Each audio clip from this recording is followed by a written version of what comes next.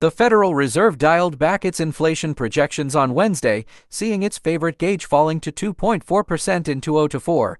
The central bank also predicted that the core personal consumption expenditures price index will decline to 2.2% by 2025 and finally reach its 2% target in 2026. The gauge rose 3.5% in October on a year-over-year basis.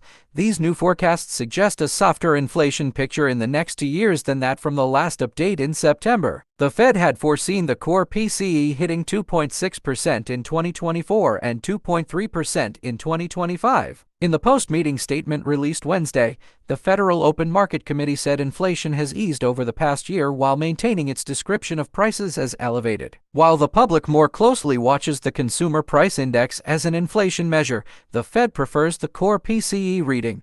The former measure primarily looks at what goods and services cost, while the latter focuses on what people actually spend, adjusting for consumer behavior when prices fluctuate. Core CPI was at 4% in November while headline was at 3.1%.